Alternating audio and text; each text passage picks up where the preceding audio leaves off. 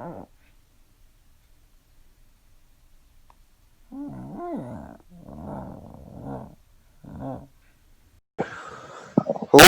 my name is Ian Hutchinson, and I'm a junior docent at the New Mexico Museum of Natural History and Science.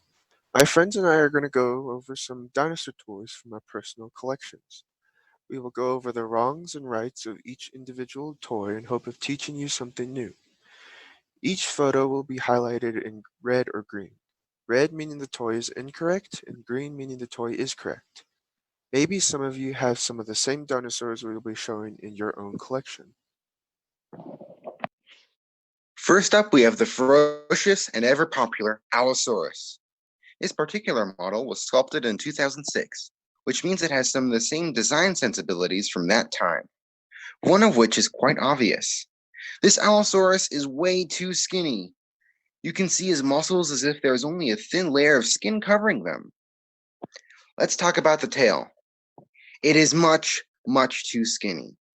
Just like modern alligators and crocodiles, dinosaurs had big old muscles in their tail to help pull back their legs. This means the tail should be as wide, if not a little bit wider than the hips when viewed from the top. And as you can see on the more accurate version, it does just that.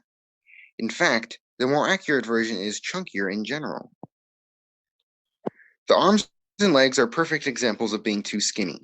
However, those are not the only things wrong with them. One of the biggest mistakes that a lot of meat-eating dinosaurs' toys get wrong are the wrists. A lot of meat-eating dinosaurs have very limited movement in their arms and wrists. For example, this Allosaurus should not be able to have its hands facing downwards like that.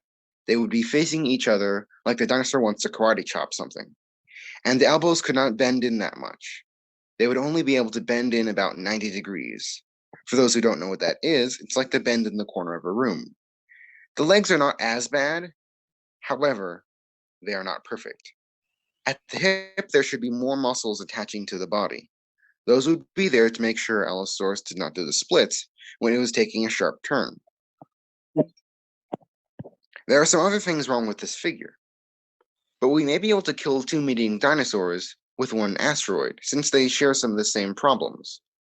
Although this gives the feeling of Allosaurus, it makes Allosaurus out to be some sort of movie monster that it really isn't. Coming up next, we have the epic and spectacular Jurassic weed whacker itself, Stegosaurus. This guy is super popular. You'll find him in a lot of books, movies, and TV shows, which means there are a lot of chances at getting him right and a lot of chances at getting him wrong. This toy might be so wrong that if it wasn't for the plates on its back, I don't think I could tell it was a Stegosaurus. Let's start off with the tail. It is too skinny. At the base and at the base it should be lifted off the ground like in the accurate version, and the spikes on the tail should go straight out, not curve upwards. If they curved upwards, it would have made it hard for Stegosaurus to hit anything with them. Fun fact, those tail spikes are called thagomizers. I'm going to go briefly over the legs. For the most part, they're too short and lizard-like. They should be directly underneath the body. Now to the back. There are two things wrong with the back. First, the back plates should go all the way up the neck. Second, they're not even arranged correctly. They should be a little bit staggered in their placement. This means they should not be directly side to side with each other. Also, many of them are too small. Let's go to the head, which isn't even close. We'll start with the shape of the head. It should sort of be a rectangle shape. It should also be twice as small as well. The mouth area is super bad. Stegosaurus' teeth were not as sharp as they're shown here. In fact, you shouldn't be able to see them because since it's an herbivore, it would need cheeks to help it keep the plant material in its mouth. Stegosaurus may not have been good at chewing, but it could at least use its teeth to slice up plants. The toy is also missing a beak. The beak is very important, seeing as it helps Stegosaurus get the plants in its mouth in the first place. Overall, think of Stegosaurus less as an over-armored lizard and more like an herbivorous crocodile cow thing. This is quite an unusual dinosaur. Closely related to the horned dinosaurs, which we will talk about in a bit, Pachycephalosaurus is known for having a round dome at the top of its head. As for the tail, almost no dinosaur was a tripod. Tripod meaning it used its tail like a third leg. Instead, Pachycephalosaurus was similar to meat eating dinosaurs, with the tail sticking straight out. This was used for balance. As bad as this toy looks, one redeeming factor are the hands. Not only are they facing the right direction, but they also have the right number of fingers. Let's go to the head. The neck should come from underneath the head rather than the top back part of the head. There should also be some more spikes at the back of the head. The purpose of the dome is still debated, but it is clear it was not, I repeat, not used for ramming each other. There should also be a beak on its face. As for Pachycephalosaurus, think less about a lizard ram and more like a chunky pony with a hard hat. This dinosaur is a movie star. In fact, this action figure is based off the scaly monster you see in Jurassic World and Jurassic Park movies. It is none other than Velociraptor. The Jurassic Park movie franchise has been getting Velociraptor wrong ever since its beginning. In fact, most of this wrong Velociraptor's body proportions are based off of another dinosaur, Deinonychus, who is Velociraptor's bigger, older cousin. The reason they went with the name Velociraptor in the body of Deinonychus was because it would be more impressive. Before we go any more further, there's a big subject we need to address, and that would be feathers. Did Velociraptor have feathers? Well, the answer is yes. But how do we know that? Well, all you have to do is look closely at some of its arm bones. There, you'll find some things called quill knobs on them. Quill knobs are like anchor points for large feathers. This means Velociraptor probably had wings. And the way this bad Velociraptor is holding its hands would not be good for having wings. Back to the action figure, the tail is a bit too thick.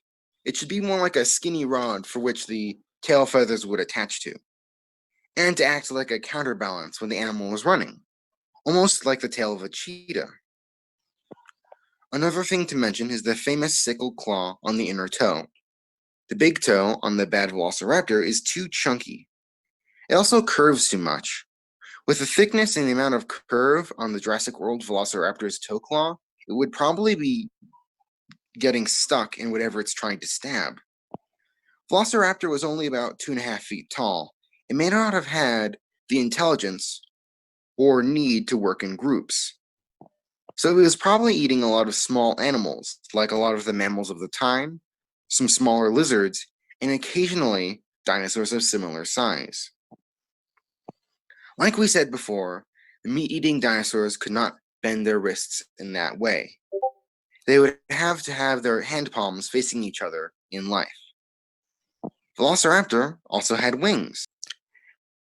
They were not used to fly, but instead used for other things, like helping it take sharp turns to make itself look bigger and spookier, to make it look pretty in front of other velociraptors, and maybe even to help cover the eggs in its nest. One final note on our friend Velociraptor is that the Jurassic World version has too skinny of a torso when viewed from the side. Again, a little bit of something that Deinonychus has. Think of Velociraptor more like a dog-sized, toothy roadrunner. Now, this is a special dinosaur. Iguanodon is one of the first ever dinosaurs to be discovered and described. Its name means iguana tooth, since the paleontologists who found it believed its teeth were to be that of a giant iguana. There have been many inaccurate depictions of this dinosaur throughout history, so let's see how this toy fares. Right off the bat, you can see the proportions are totally different. It's way chunkier. It should be lighter built and lengthy, rather than wide and cow-like. The tail should be longer too. Something that large would need a lengthier tail. Time for the arms and legs. You may know Iguanodon is known for having large spikes for its thumb, so trust me when I say the thumb spike is way too small on the toy. Funnily enough, one of the first depictions of Iguanodon had its toe spike as a horn on the top of its head. Well, why would Iguanodon need such a large toe? It isn't completely known, but some suggestions have it as a form of self-defense or perhaps a form of breaking open foods. The neck is way too short. The neck should be longer and more upright, and as for the head, it should be longer with a less pointy beak. Beak should instead be smooth and round. Overall, think of Iguanodon less like a pig and more like a moose or elk. Now to another popular dinosaur, Triceratops. Triceratops belongs in a group of horned herbivorous dinosaurs called the ceratopsians. As you can see, there are three different Triceratops toys shown. The first two, on the left, are pretty bad, whereas the third is pretty good. Start off, the two bad ones show some inaccurate qualities such as skin. Wrinkles, wrinkles, wrinkles. It looks like an elephant with all those wrinkles. Instead, Triceratops would have patterns of circular scales surrounding its body. The tail should also be a little shorter. Like many of the toys we have talked about, the two inaccurate figures show the legs posed like a lizard. For ceratopsians, the back legs are positioned underneath the body like modern-day rhinos. The toes on each foot are pretty bad. On the back feet, there should be four toes that represent something like a chunky bird foot. Due to their bodies being so similar, ceratopsians are mostly classified by their heads, so let's talk about Triceratops' head. The iconic frill of Triceratops had a unique shape. Instead of a fan sticking out of the back of the head, it was a smooth keratin cover curving around the top of the neck. Actually, many things in nature have keratin. This includes the plates of Stegosaurus, the feathers of birds, the nails of humans, and much, much more. Alright, back to Triceratops. I think it's time to talk about the famous three horns. Now you might be wondering, what are the horns, spikes, and frill used for? Well, that is still argued about. The most reasonable guess is display. As for the horns, they might have been used for defense against large predators like T-Rex. Now, the front of the head should be longer and larger. This is due to it having a big nose to smell faraway plants and perhaps to make louder noises. While we are close to the mouths, let's talk about teeth. Look at the dark Triceratops toy at the top. Triceratops did not have sharp carnivorous teeth in the front of its mouth like shown. Instead, the teeth of Triceratops were located in the back of the mouth and came in rows called batteries. No, this is not like the battery you use to make your TV remote working.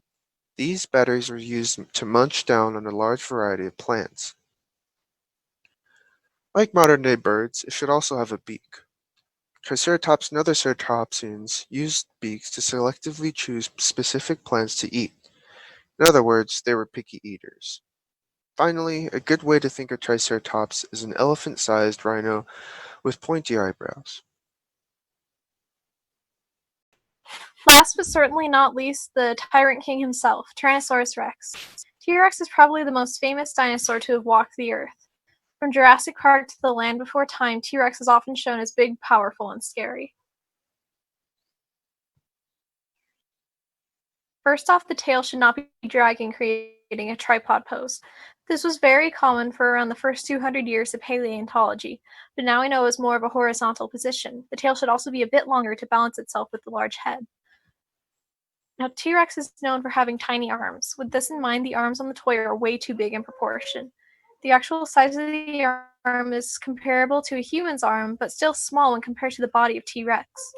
The problem with the hands is that they're facing downwards like a bunny rabbit. Instead, they should be facing each other, kind of like clapping your hands. Now we are at the head. The actual eyes of the toys probably wouldn't have been red, but it does show binocular vision. This means their eyes were facing forward, like our eyes. Having forward-facing eyes is beneficial in finding and chasing prey. As for the head overall, it is way too shrink-wrapped. Shrink-wrapped means the skull is too visible and should be covered by skin. As for feathers, this is still a big debate between paleontologists. Due to T-Rex's enormous size, it probably wouldn't have had feathers, or at least very little feathers, kind of like elephants and their small amounts of hair. Speaking of elephants, T-Rex did not have the wrinkles of an elephant. Next time you see T-Rex, think of it having the build of a bear and the body of a bird. Thank you for listening to us talk about dinosaur toys.